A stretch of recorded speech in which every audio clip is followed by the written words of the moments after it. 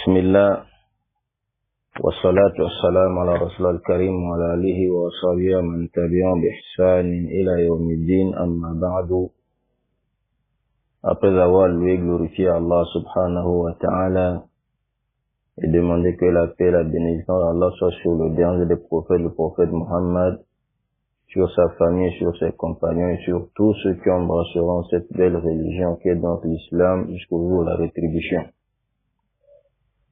Par la permission d'Allah subhanahu wa ta'ala, je prends la parole ici pour faire une réplique, pour ne pas dire relever un défi. Réplique donc aux coranistes et dévoiler leur ignorance notoire du Coran, lorsqu'ils affirment qu'Allah ne nous a pas créés. Ça, je cite, c'est un coraniste. On m'a envoyé une séquence d'une vidéo. Voilà ce coraniste-là, c'est ce qu'il a dit. Et encore une fois, je vais essayer d'arrêter le live parce que moi j'aime trop le défi. J'aime trop le défi parce que tellement que j'ai la connaissance, tellement que je sais que personne ne peut me relever le défi. Wallahi l'azim, si quelqu'un arrive à me montrer dans le Coran qu'Allah nous a créés pour prier, je ne parle plus de l'islam. Je dis bien, Allah ne nous a pas créés pour prier, ni faire le hajj, ni donner des zakats. Il y a un objectif. وَمَا خَلَقْتُ الْجِنَّ وَالْإِنسَ إِلَّا لِيَعْبُدُونَ. Allah nous a créés pour l'adorer. L'adoration d'Allah n'est pas la prière. Je vous ai dit que si je dis un dans le Coran, il n'y a pas quelqu'un sur la planète terrestre là qui peut, comment dirais-je, qui peut me contredire. Il n'y a pas un seul verset dans le Coran que vous pouvez me montrer qu'Allah a dit qu'il nous a créés pour prier. Ça n'existe pas. Et il n'y a pas un seul verset dans le Coran que vous allez me montrer qu'Allah a dit que la prière c'est une obligation. C'est ce que eux, ils enseignent quoi. Voilà, ce qu'ils ont compris du Coran. Voilà, ce qu'ils ont compris du Coran. Donc, ils affirment qu'Allah ne nous a pas créés ni pour prier, ni pour faire le hajj, le pèlerinage, ni pour donner la zakat, donc l'aumône, mais il nous a créés pour l'adorer. Et l'adoration d'Allah n'est pas la prière. Il continue et dit, ou bien disent, il n'y a aucun verset dans le Coran où Allah dit que la prière est une obligation. Voilà donc ces allégations. Regardez, écoutez. Vraiment, ça fait de la peine et ça fait honte. Ça fait honte parce que déjà même leur maître Ousmane Timéra, là, si c'est Timéra, je crois bien, Timéra, vraiment, est-ce que ça là, parce qu'on retient deux choses là, adoration, obligation. Donc la prière n'est pas une adoration. Donc c'est ce que tu enseignes à tes gens. Donc la prière ne fait pas partie de l'adoration. Donc la prière c'est pas l'adoration, la zakat c'est pas l'adoration.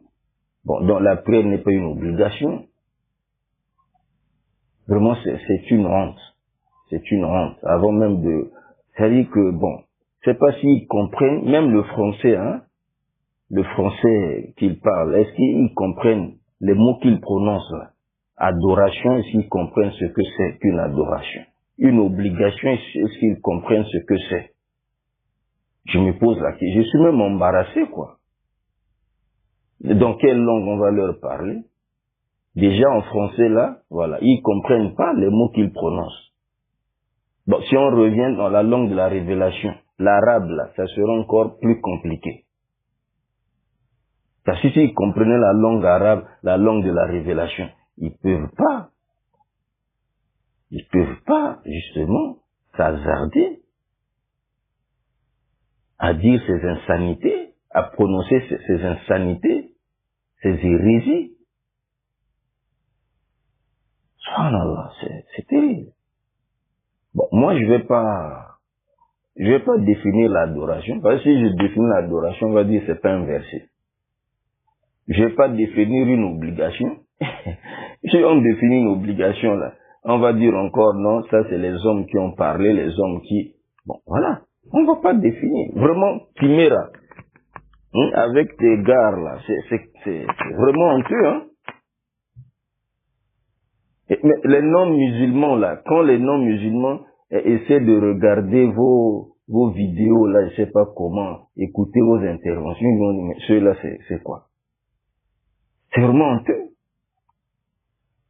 C'est honteux.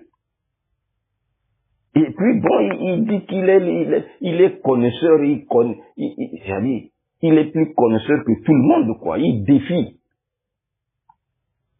Bon, il oublie même que le Coran lui interdit, hein, de se purifier. C'est Allah qui purifie.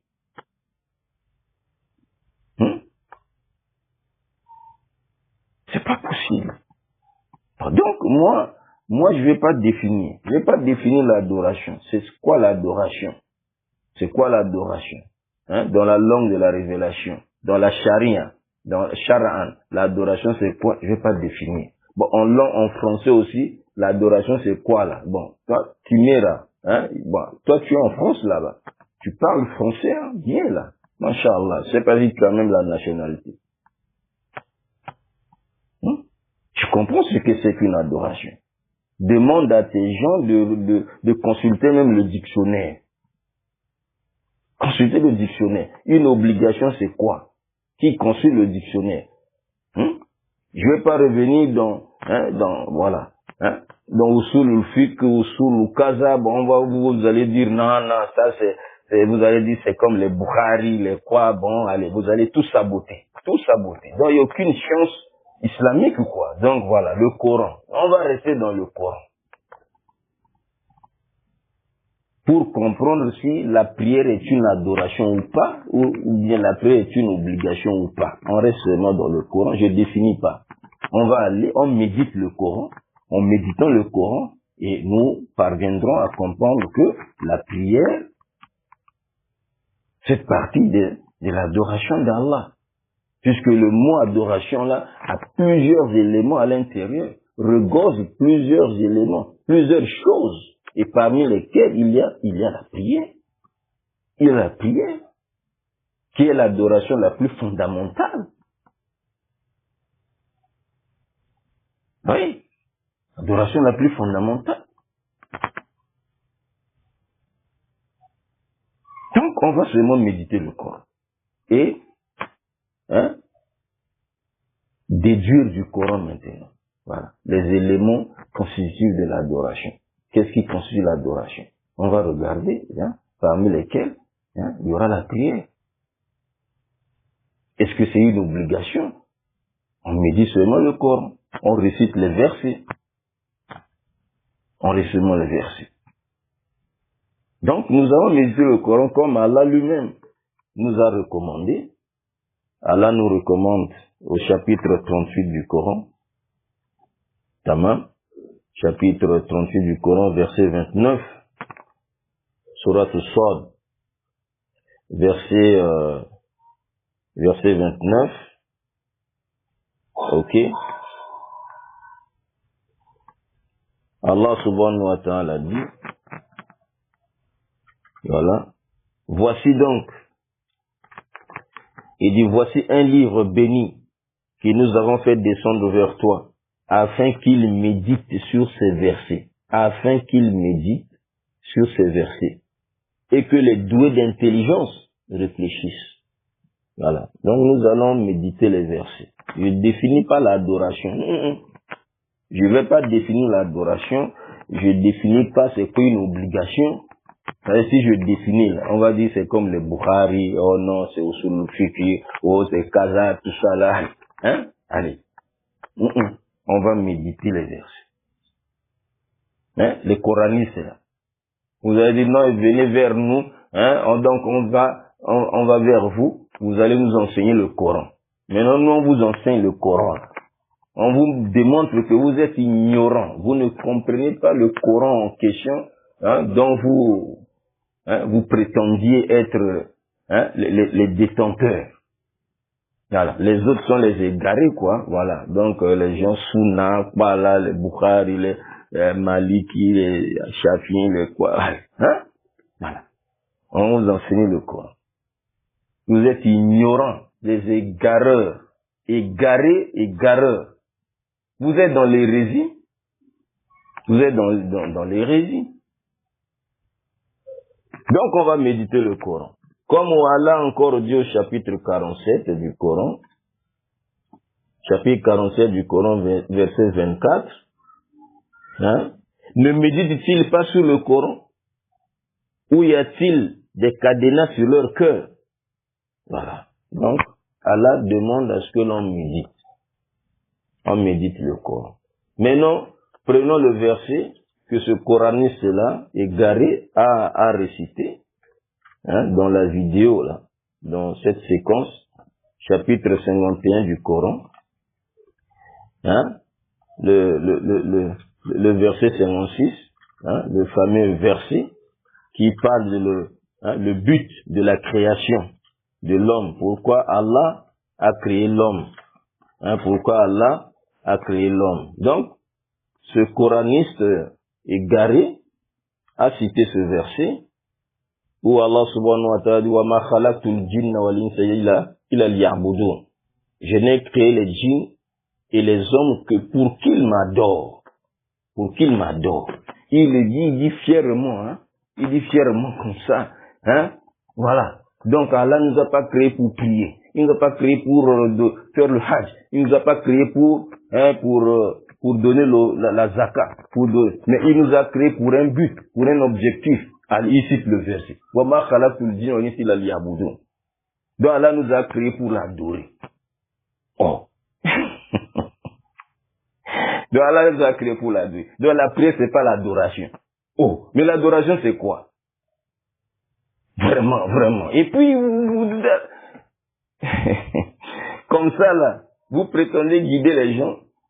Quand vous ne comprenez même pas le livre, vous ne comprenez même pas le Coran, vous allez guider qui?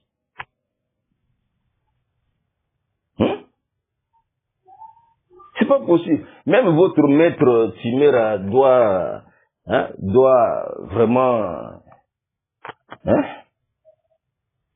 il doit être couvert de honte.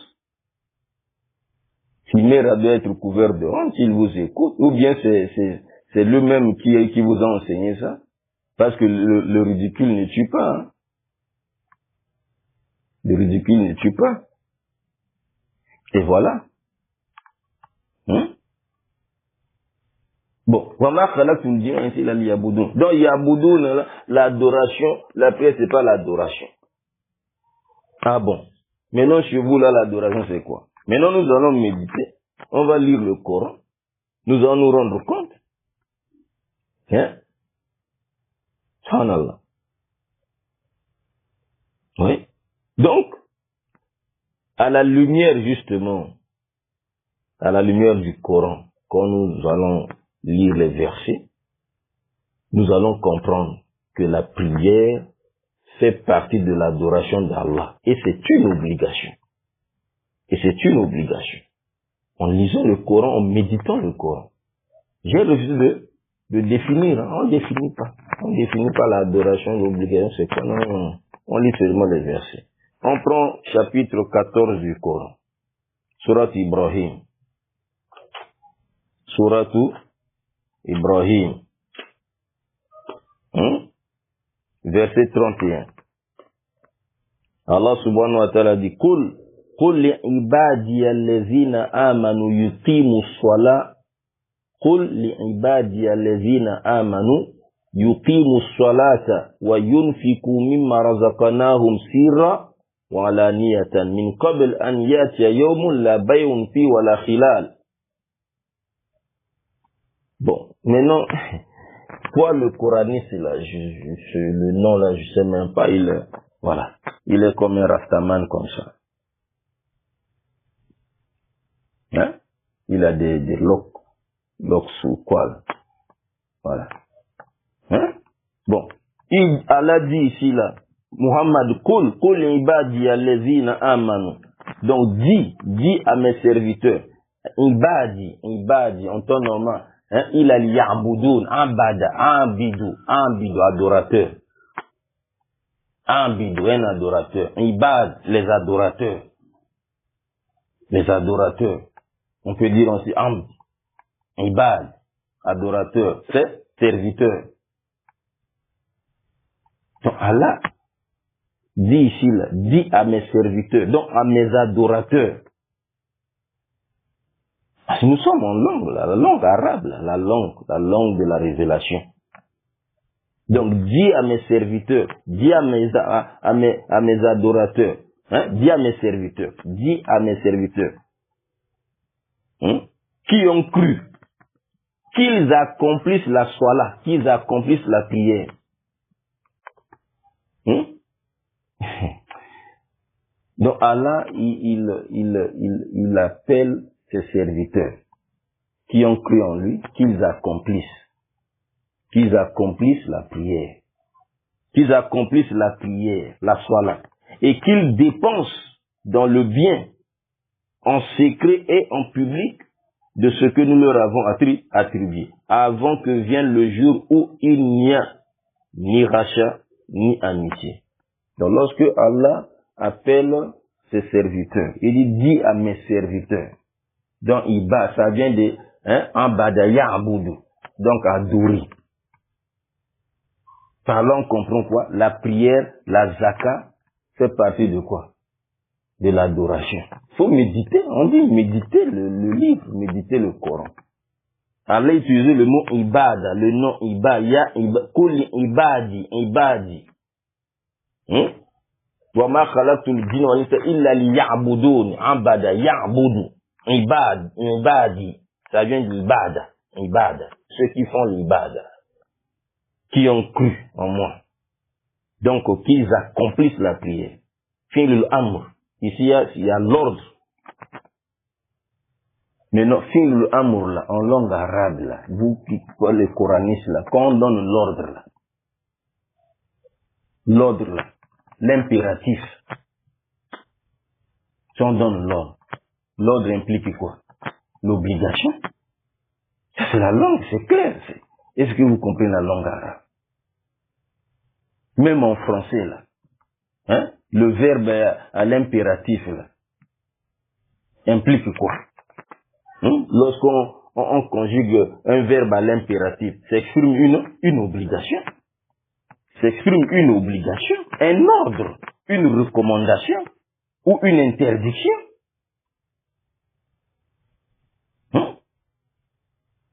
Non, c'est pas une obligation. Est-ce que tu comprends même le mot que tu as prononcé là, obligation en français là? Si tu comprends ça. Hein? Donc ici là, dis à mes serviteurs qui ont cru en moi, mais ibadi. Donc ibadi, qu'ils accomplissent, ils donnent l'ordre ici là, qu'ils accomplissent la soila et qu'ils dépensent dans le bien. Hein? Donc la zakat, tout ça rentre dedans. Qu'ils dépensent dans le bien, en secret et en public, de ce que nous leur avons attribué, avant que vienne le jour où il n'y a ni rachat, ni amitié. Ça c'est le verset. Ça c'est Surat Ibrahim. C'est pas si on dit méditer, on médite le Coran.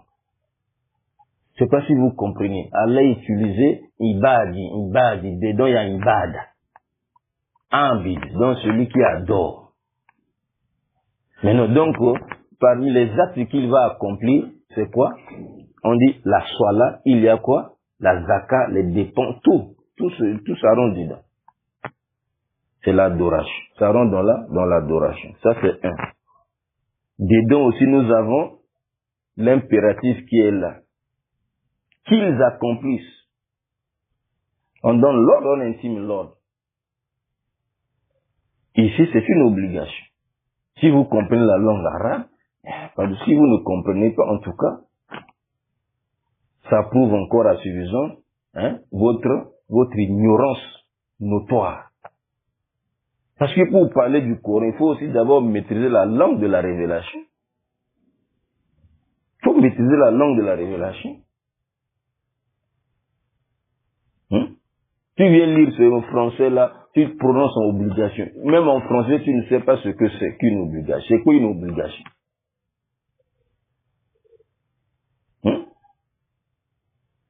Ce qui est contraignant, ce qui contraint l'homme à faire quelque chose, à ne pas faire ou casa, tout, il y a une contrainte là.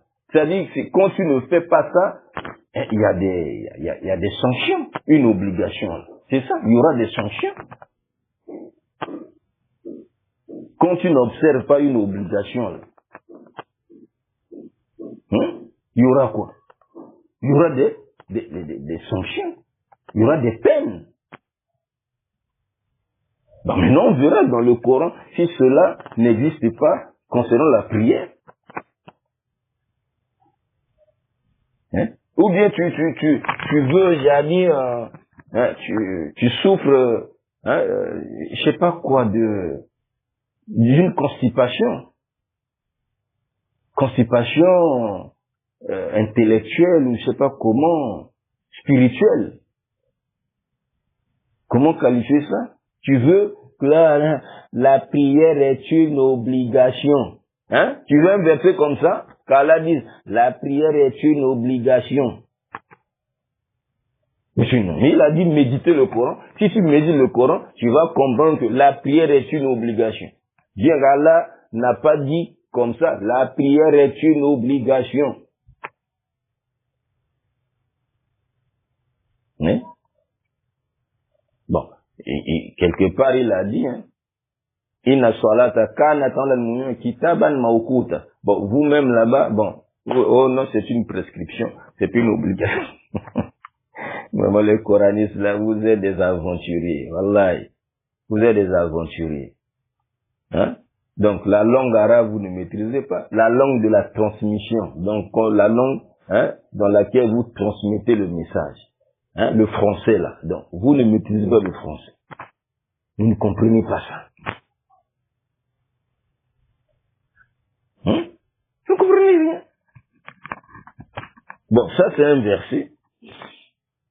Autre verset. Autre verset. Chapitre 22 du Coran. Suratul Hajj.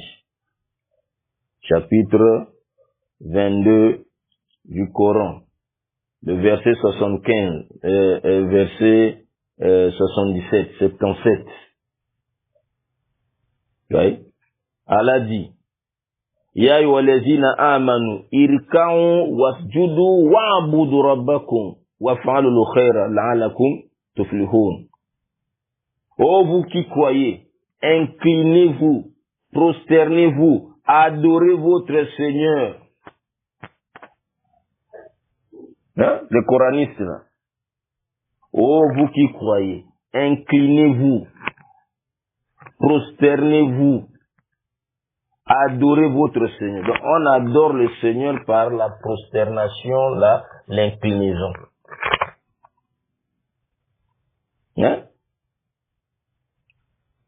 On adore Allah en s'inclinant, en se prosternant. S'incliner, se prosterner. C'est l'adoration.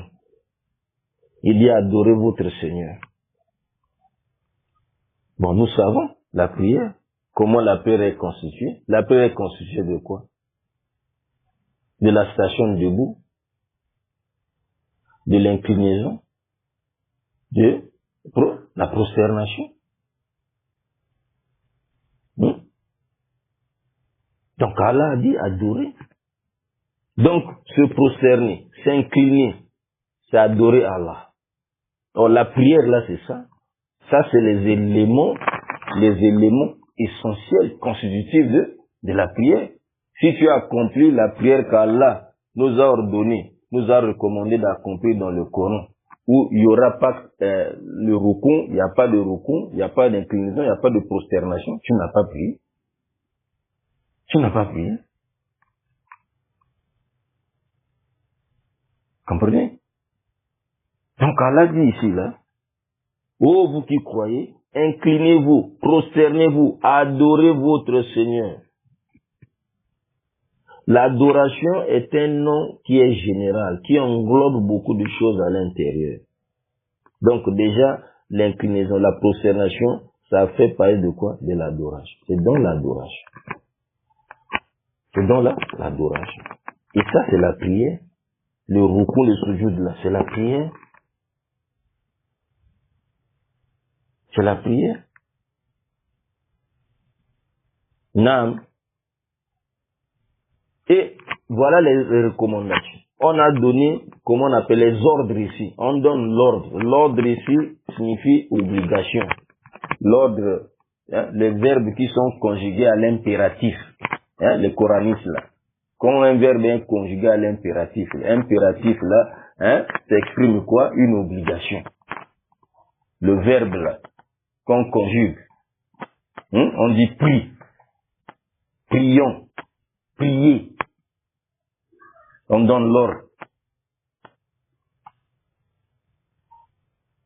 Hein, c'est une obligation. Hein? Chapitre 41, Sourate 41. On médite le Coran. Moi, j'ai pas défini, mais l'adoration, j'ai pas défini l'obligation. On lit seulement le Coran, on médite. Hein? Vous avez vu déjà. La prière, c'est dans Ibada, l'adoration. On est adoration. Les soujouds, hein, prosternation, inclinaison. Ça fait, hein, c'est l'adoration. Écoutez, Allah dit encore, soujud là, c'est l'adoration. Chapitre 41. Et puis il dit, je défie tout le monde, quoi. Subhanallah. Chapitre 41 du Coran, verset 37. Allah dit quoi? وَمِنْ آيَاتِهِ اللَّيْلُ وَالنَّهَارُ وَالشَّمْسُ وَالْقَمَرُ لَا تَسْجُدُوا لِلشَّمْسِ وَلَا لِلْقَمَرِ وَاسْجُدُوا لِلَّهِ الَّذِي خَلَقَهُنَّ إِن كُنتُمْ إِيَّاهُ تَعْبُدُونَ. Allahu Akbar. Ibada. Adoration. Hein? Adoration. Allah dit, parmi ces merveilles, parmi ces signes, sont la nuit, le jour, le soleil et la lune. Ne vous prosternez ni devant le soleil, ni devant la lune, mais prosternez-vous devant Allah qui les a créés, si c'est lui que vous adorez. Si c'est lui que vous adorez. Donc, on adore Allah, hein, à travers quoi? À travers la prosternation. La prosternation est une adoration. Quand nous prions, c'est quoi? On se prosterne. C'est ça l'adoration. Parmi donc hein, les éléments hein, qui entrent dans l'adoration, qui montrent la soumission, qu'on est soumis à Allah, il y a s'incliner, se prosterner.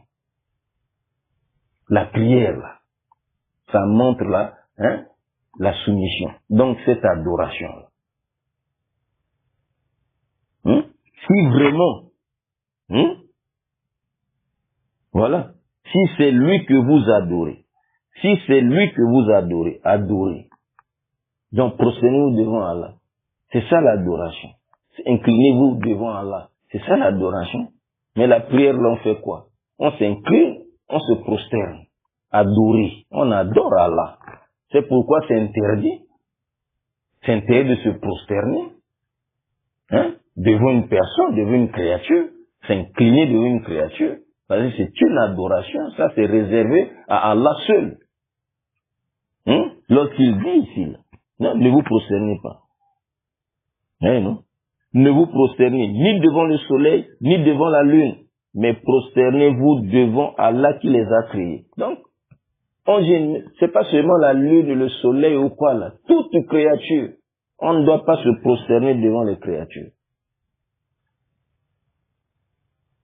Là, c'est l'adoration. C'est réservé à Allah. Non, la prière n'est pas une adoration. Oh, mais vous là, c'est quoi? Vous parlez dans quelle langue? Si c'est la langue des Français, là, les Français vont vous porter plainte. Vous êtes des criminels. criminel. Subhanallah. Timera. Hein? Il faut bien former tes éléments hein, en langue française là aussi. Hein? Il raconte n'importe quoi. Hein? Même le Coran, là, la langue arabe, il faut qu'ils apprennent ça bien. Hein? Subhanallah. Bon. Sourate 20. Hein? On continue. On définit pas, on lit seulement le Coran, on médite. Hein? On médite. Allah a dit méditer le Coran, c'est-à-dire on médite, on extrait, on fait sortir les sentences et tout, voilà, à l'intérieur. Hein? Alhamdulillah. Chapitre 20 du Coran. Voilà, chapitre 20. Non, avant d'y arriver, on prend d'abord, prenons chapitre 20, verset 14. Chapitre 20 du Coran, le verset 14. Allah dit, Allahu Akbar. Allah dit, certes c'est moi Allah. Certes c'est moi Allah. Point de divinité que moi. Adore-moi donc et accomplis la sola pour te souvenir de moi.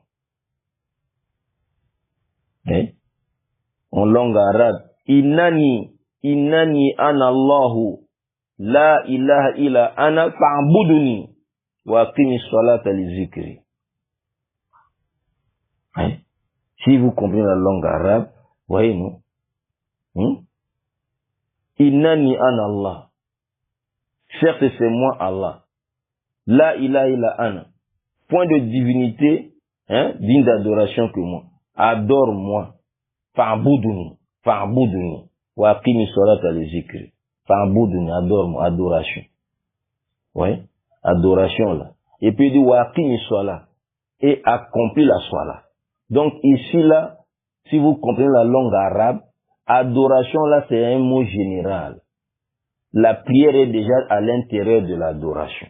Maintenant, si Allah cite spécialement la prière, alors que la prière est déjà dans l'adoration, c'est pour montrer que la prière est la plus grande adoration, qui dépasse toutes les adorations. C'est pour montrer la valeur de la prière. C'est ça le style, c'est ça aussi. Hein? La langue là, il faut apprendre. Coraniste là. Hein? Si on dit Atful'am al-Khas, Allah a parlé dans l'adoration, qui est un terme général, qui renferme beaucoup de choses à l'intérieur. Les actes et les paroles, ça rentre dedans. Maintenant, donc la prière est déjà dedans. Mais ici maintenant, il spécifie encore, wa qu'il soit là et accomplit la soit là, pour montrer que la prière est la meilleure des adorations.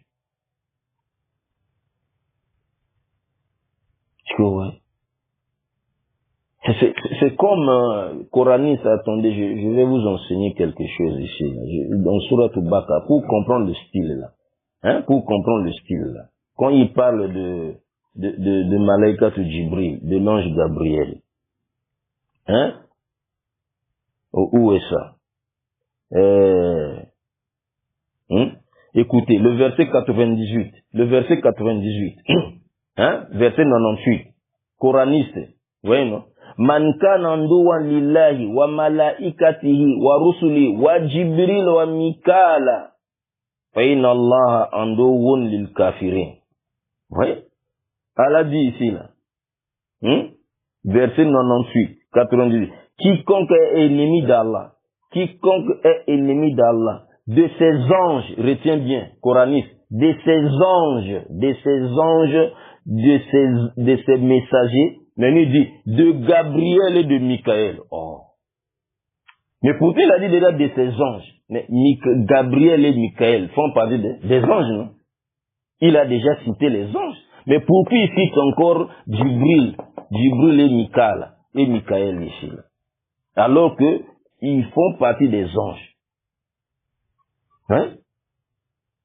Donc il a utilisé d'abord un nom général. Les anges, après il cite en particulier Gabriel et Michael. Pourtant ils font partie des anges. Hein? Ça, c'est pour montrer maintenant leur place, leur grandeur. C'est pas comme tous les autres anges ou comment, non. C'est pour montrer leur sharaf, leur honneur, leur place.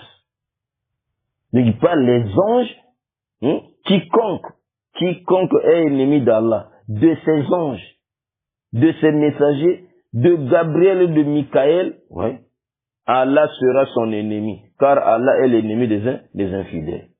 Alors que les anges, il a déjà cité les anges, il devait passer pour qu'il a encore cité Gabriel, il a cité encore Michael.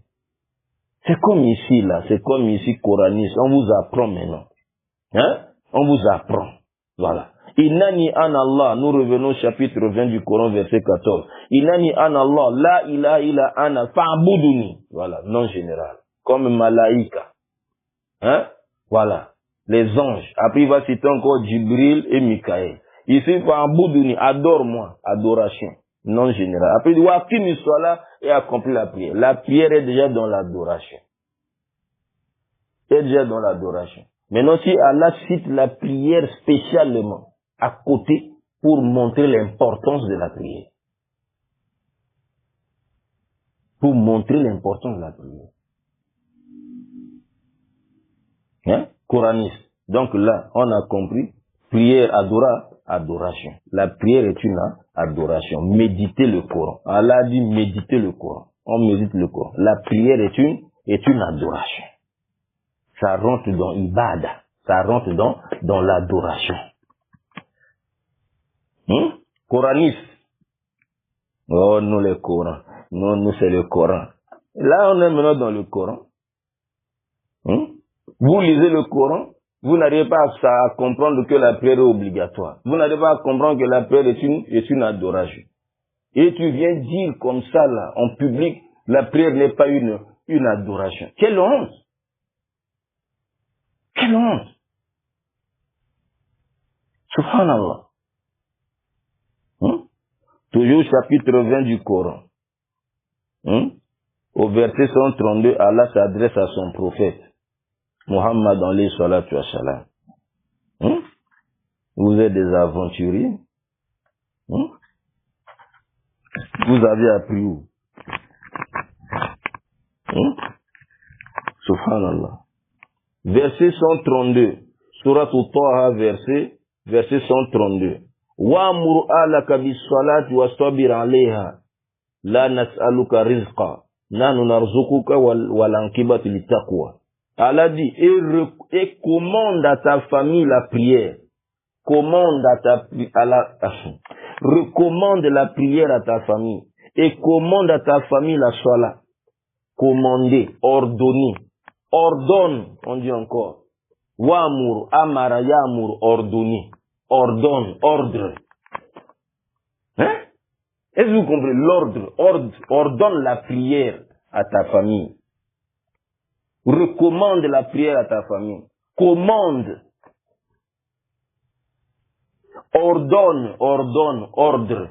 Obligation. Ordre signifie une obligation. Hein? Coraniste. Hein? Des ignorants. Vous êtes ignorants du Coran. Vous ignorez. Vous ne connaissez rien du Coran, de la langue de la révélation. Vous ne connaissez rien. On dit ordonne ici, là. Ordonner ici, là. Ça signifie quoi? C'est une obligation. Lorsqu'on intime l'ordre, l'ordre là, c'est une obligation. Donc la prière n'est plus une obligation. Vraiment, c'est... Mais non. C'est plein comme ça. C'est plein comme ça dans le Coran. Par exemple, le chapitre 17. C'est un ordre. Chapitre 17 du Coran. Verset 78. Hein? Wa akimi swala. Il dit pardon. Hein? Akimi swala taliduluki shamsi la ghasati al-layl wa Qur'an al-fajr. Inna Qur'an al-fajr kana mashhouda. Accomplis la swala. Accomplis la prière. Allah intime l'ordre. Il donne l'ordre. Filul amr wal amr al-wujub. Quand le verbe est conjugué à l'impératif, l'impératif implique le caractère obligatoire, implique une obligation, exprime une obligation, explique un ordre, explique une recommandation, explique exprime encore une interdiction selon les cas. Al-Amr, fi'l al-Amr. Ça c'est la langue arabe. Le Coran est descendu en langue arabe. Donc on doit le comprendre aussi dans la langue arabe. L'impératif, même ceux qui ont fait le français, là, impératif, là, ils savent, ils connaissent qu'on conjugue à l'impératif. La forme impérative, là. Ça signifie une obligation. Donc si tu ne fais pas, il y aura des sanctions. Il y aura des sanctions. Maintenant, comment tu viens déclarer comme ça là, il n'y a aucun verset dans le Coran qui dit que la prière est une obligation. Oh, est-ce que tu as médité le Coran?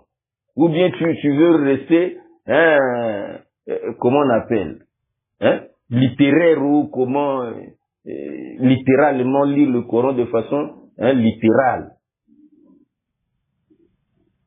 Tu veux qu'Allah dise quelque part, la prière est une obligation.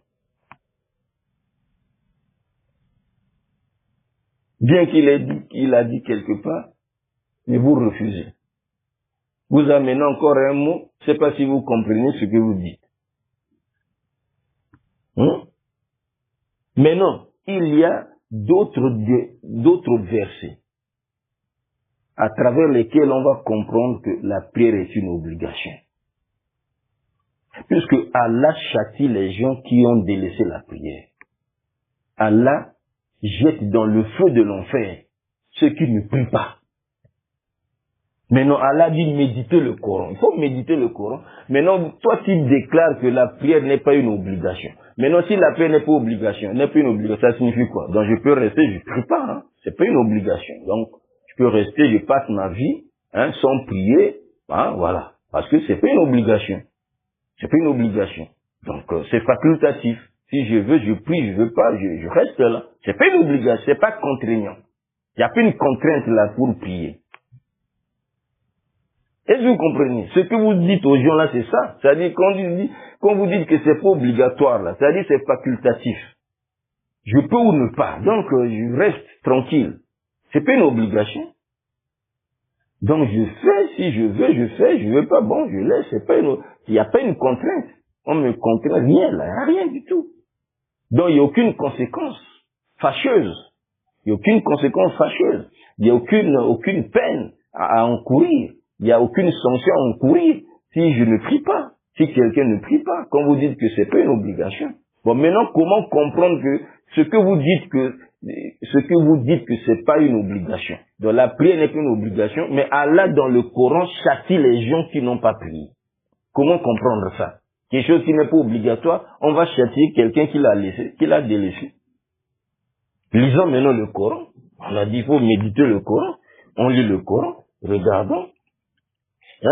Les coranistes. Oh, nous le Coran. Quel Coran? Vous ne comprenez rien du tout.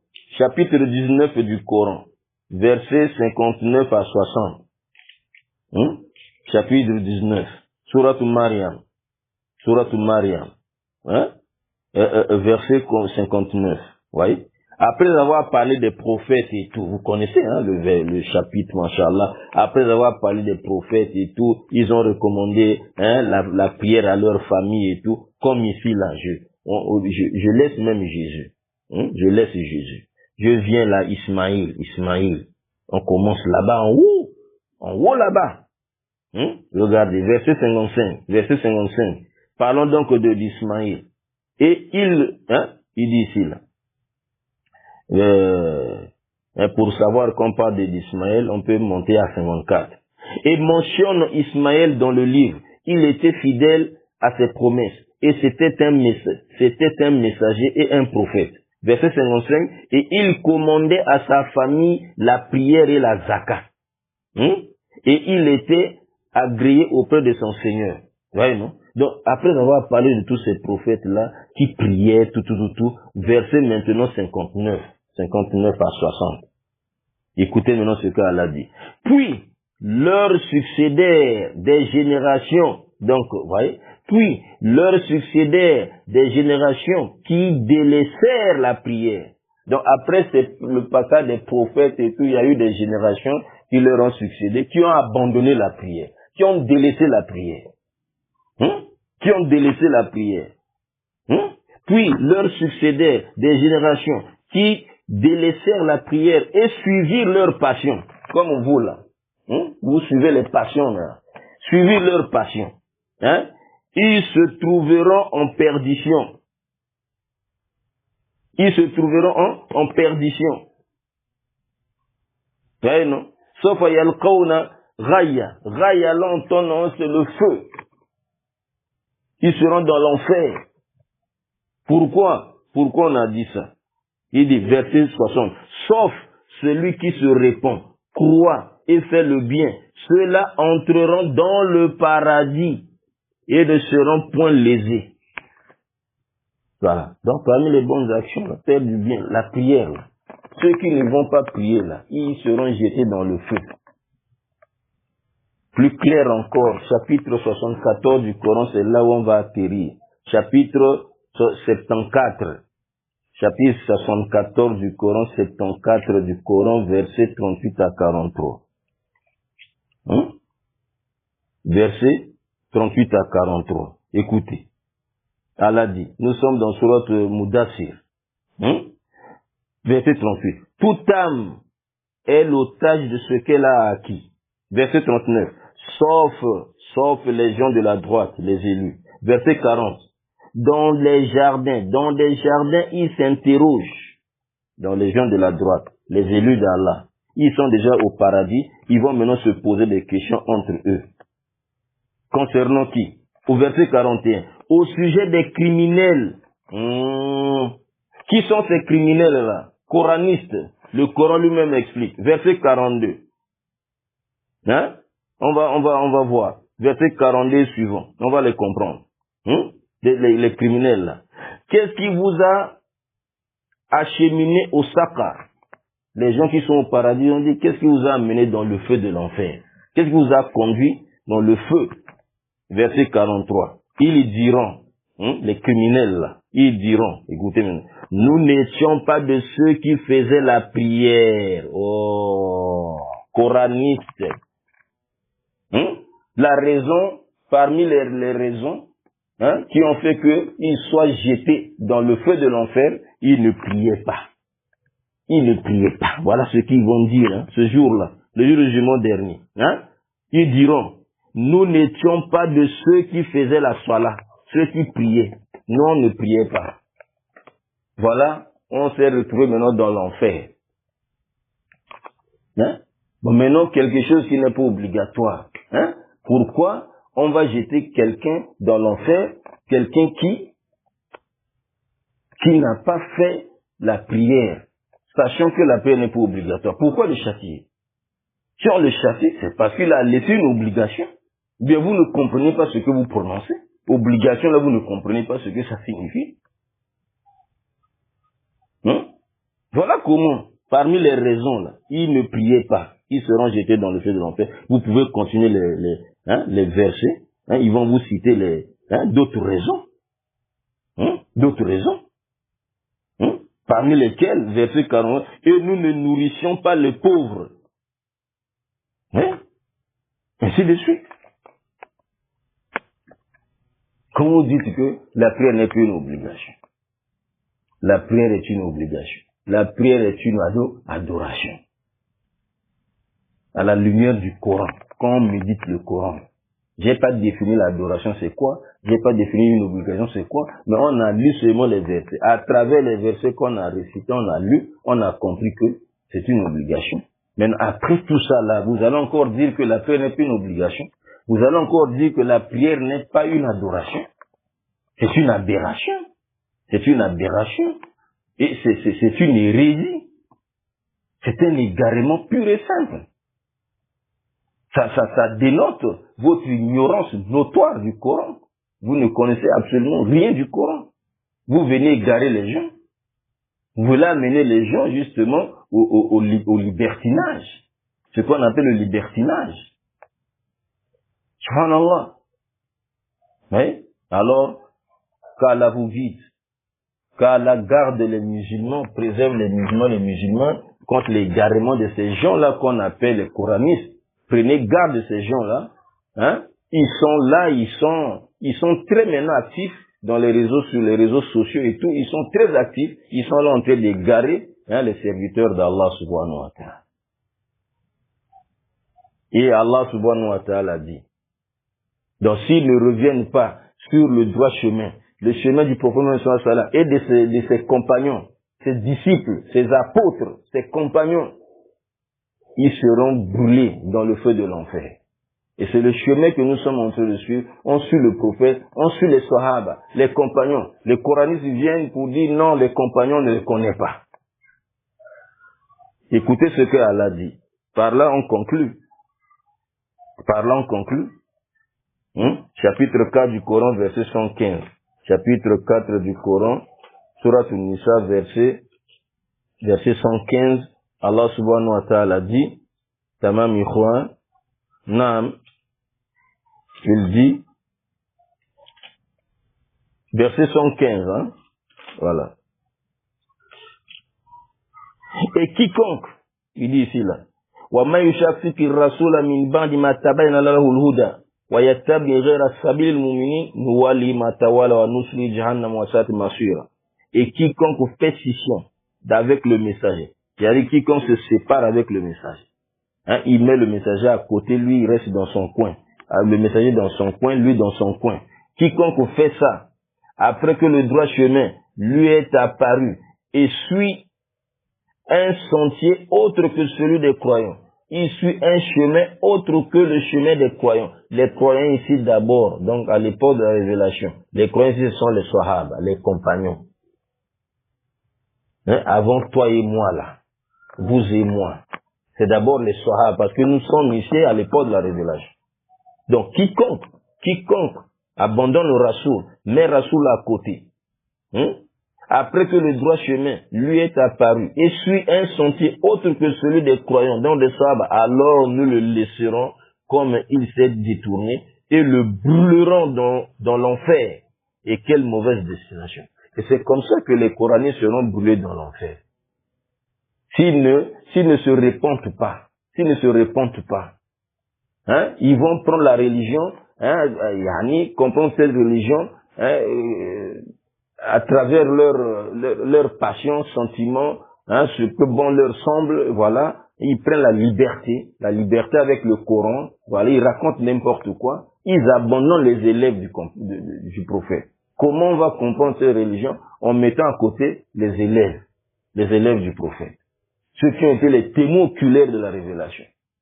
Oh non, les Bukhari et tout ça. Mais quand vous dites Bukhari, prenons Imam Malik là, vous les Coranistes là, nous ne refusons pas que, c'est toute une science, les champs des hadiths.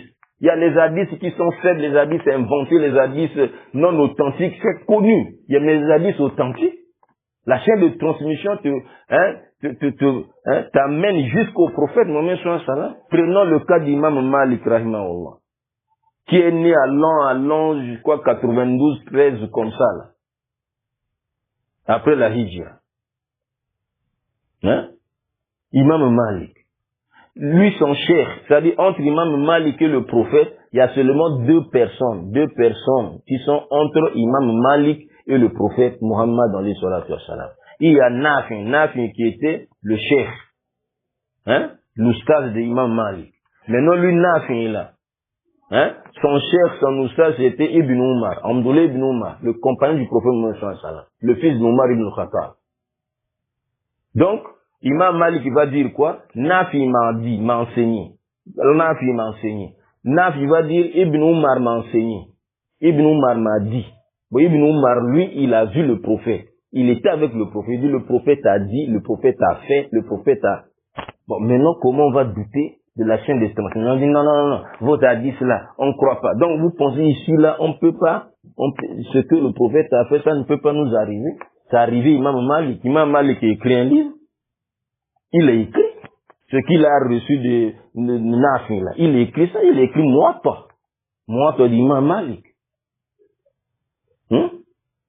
Et Imam Malik s'il n'avait pas un hadith, il n'y a pas de verset qui parle, c'est pas clair, il n'a pas de, qu'est-ce qu'il faisait?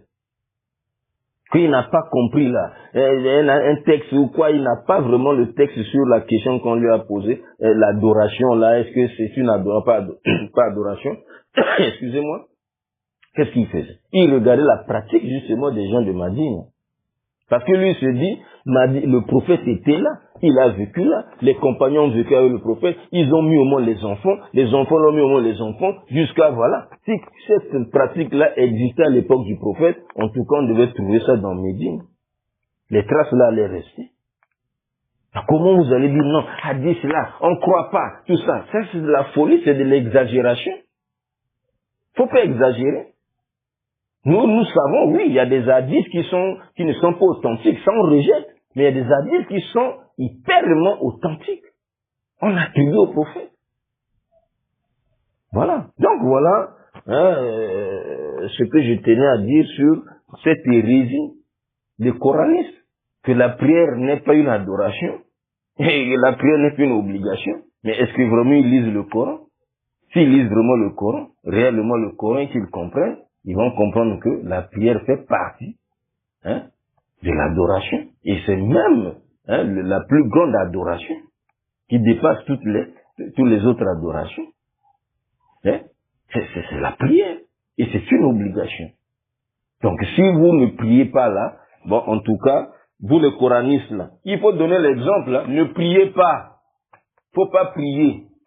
Faut dire aux gens ne priez pas, c'est pas obligatoire, si tu veux tu fais, si tu veux tu restes. Maintenant on va attendre le jour du jugement dernier là, voilà, la sourate 74, 74 là, on va lire, toute âme est l'otage de ce qu'elle a acquis. Verset 39, sauf les gens de la droite, les élus. Verset 40, dans les jardins, ils s'interrogeront. Verset 41, au sujet de qui? Au sujet des criminels. Verset 42, qu'est-ce qui vous a acheminé à Sakar? Qu'est-ce qui vous a fait entrer à l'enfer? Verset 43, ils diront, nous n'étions pas de ceux qui faisaient la prière. Les coranistes, donc, ne priez pas, restez là, on va se retrouver ici. Yamul Qiyam, Inch'Allah, ce jour-là, on verra lesquels qui seront des gagnants. Lesquels qui seront des gagnants. J'ai dit ce que vous avez entendu. Qu'Allah nous préserve, nous affermir sur le droit chemin, le Coran, la Sunna authentique du prophète sallam, conformément à la compréhension de nos pieux prédécesseurs, qui sont donc les compagnons du prophète sallam et ceux qui les ont suivis. Wa sallallahu ala Muhammadin wa ala alihi wa sahbihi ajma'in.